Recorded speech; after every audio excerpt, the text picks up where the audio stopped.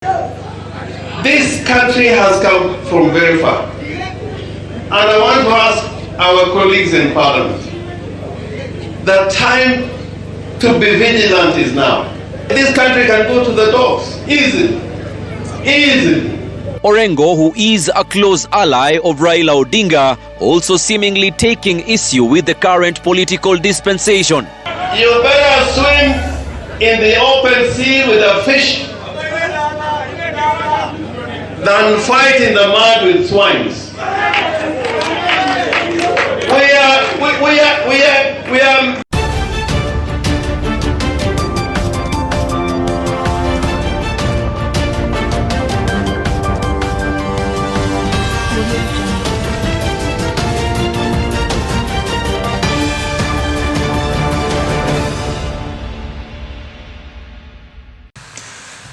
Yes, James Orengo is coming out to attack Kuriamuto.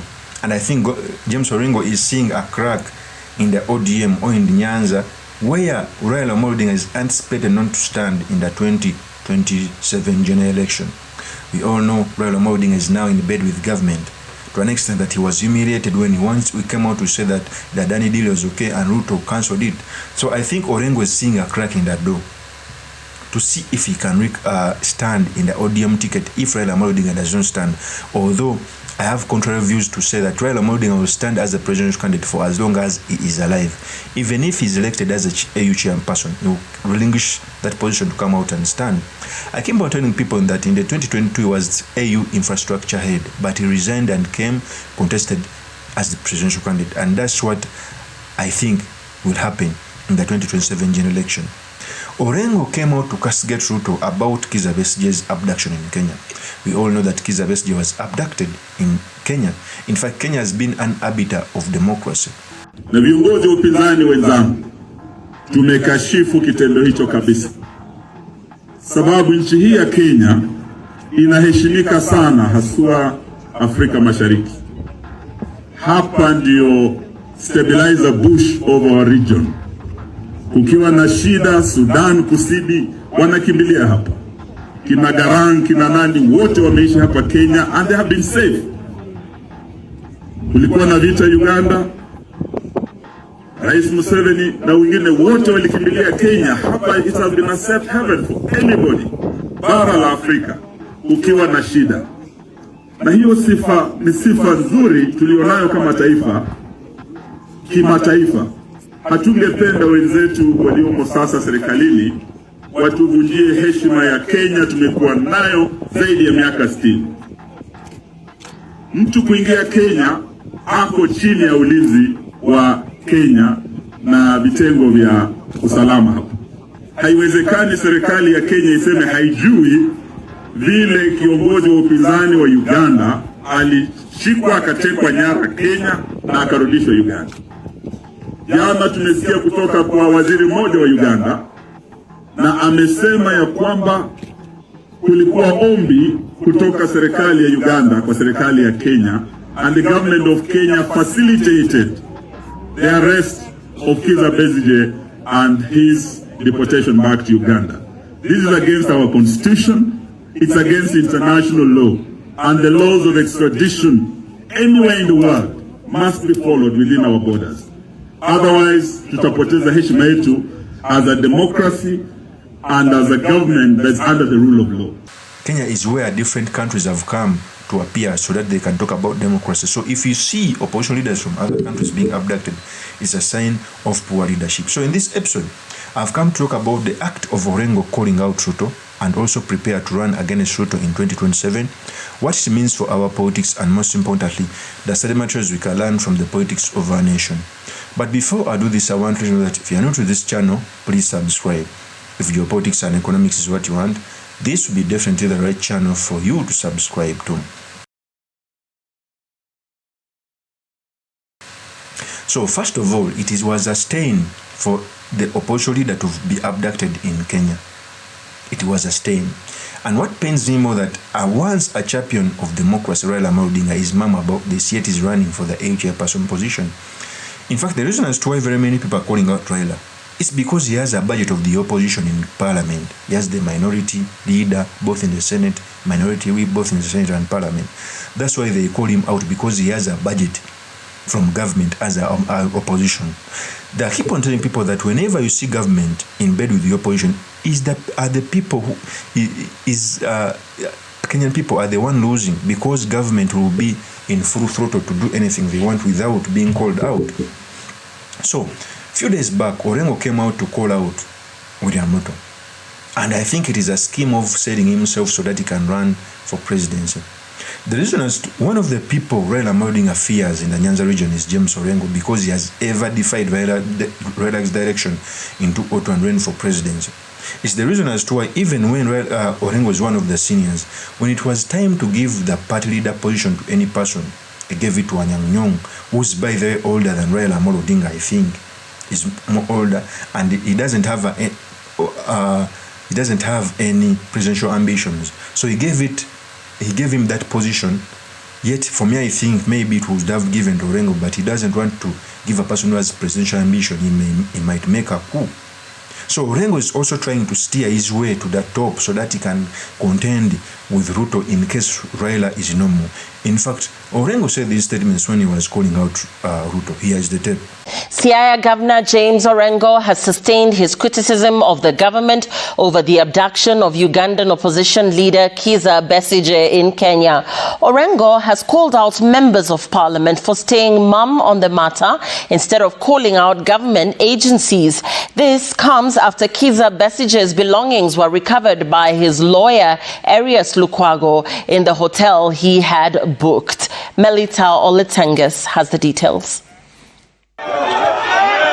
The abduction of Ugandan opposition leader Kizza Besigye has continued to elicit harsh criticism from leaders. When something is wrong, you say it is wrong. You say it is wrong.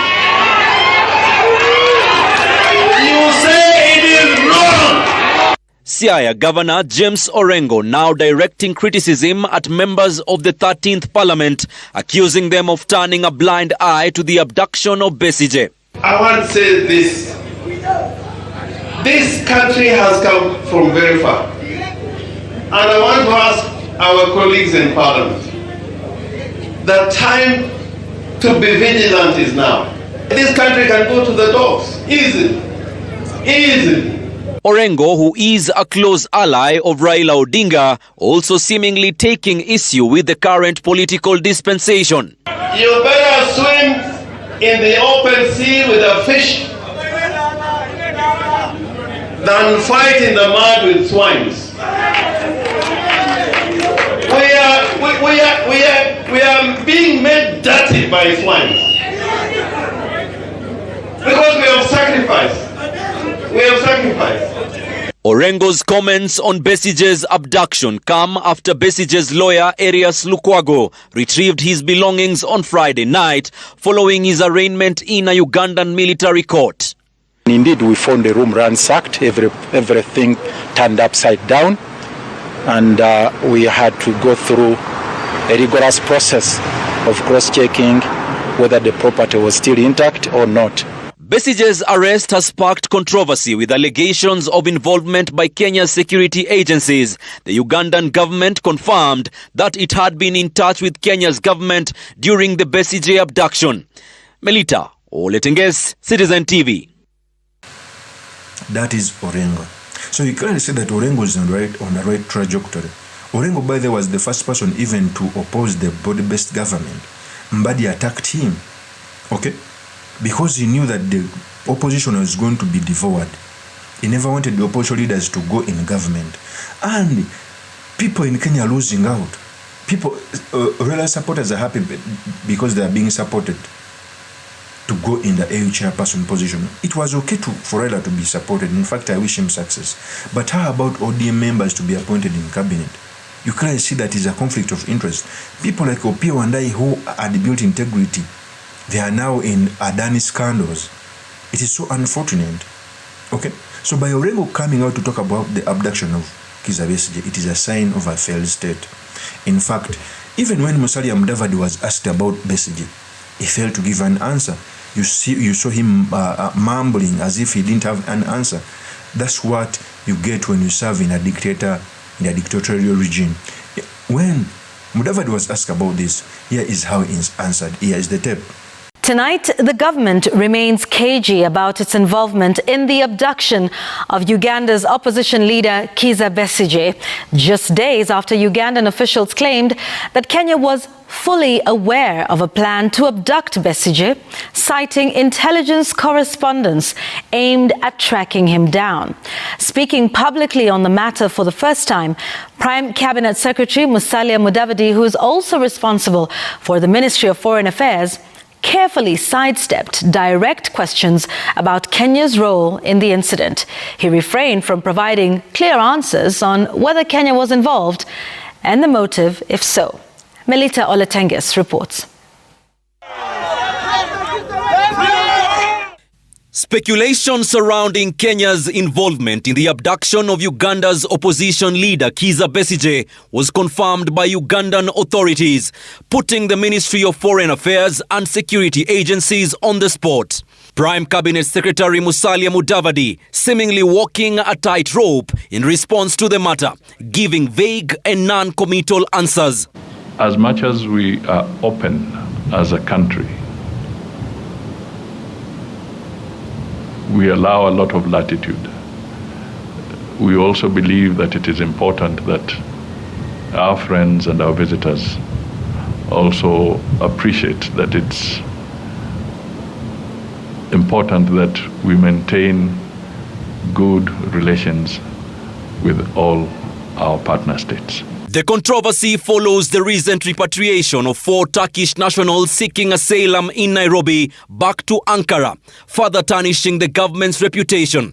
Kenya had initially insisted that it had nothing to do with the arrest of Besigye, with this fresh twist raising the question, who is fooling who? We believe that the issues between us and Uganda, where there are any concerns, will be resolved diplomatically. And that is what we will do at all times. The abduction of Besigye comes at a time when Kenya is expected to celebrate 60 years of advancing its foreign policy, casting a shadow over the milestone. It is seen as a setback for the country's diplomatic standing. The incident that you refer to should not be used to judge as too harshly on what would be Kenya's outcome or matters of foreign policy. Besigye appeared before a military court in Uganda, where the prosecution accused him of possessing 2 pistols and seeking logistical support from Uganda, Greece and other countries to undermine the nation's security. A retired army colonel, Besigye denied the allegation, stating that as a civilian, he should not be tried by a military tribunal. He was subsequently remanded to Luzira prison and is scheduled to return to court on December 2nd. The Ministry of Foreign Affairs maintains that Nairobi has established a strong footing for the past 60 years in advancing Kenya's foreign policy. But recent events, including the abduction of Uganda's opposition leader Kizza Besigye and the repatriation of persons seeking asylum in the country, has tainted the ministry's reputation, even as more questions abound on who abducted Besigye on Kenyan soil. Melita Oletenges, Citizen TV at the Ministry of Foreign Affairs, Nairobi. That is Musalia Mudavadi.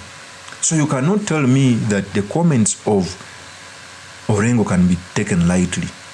It is a big sign that is also ready for politics, also ready for 2027.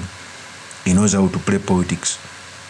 And I know RAILA may not want him to take the biggest seat. It's the reason as to why it is not a mistake that Orengo does not hold any position in the ODM. Any, be it chairman, be it deputy party leader, position were dished out to other people. Okay? Even, but not in the party, because they know what Orengo can bring on the table. So Orengo can be a force to reckon up with in case Raila Odinga is not alive. In fact, among the senior leaders who can fill the gap of Raila Odinga is James Orengo. Then among the young leaders is Babu Wino. And any leader who may have ambition to be president cannot be assigned to bigger position within the ODM. Of course, that's my opinion. Drop me a comments by commenting about this. Thank you very much for listening in. If this is your first time on this YouTube channel, employee would subscribe, like and comment so that I can be motivated to do more such videos. I'll see you on another one. Peace.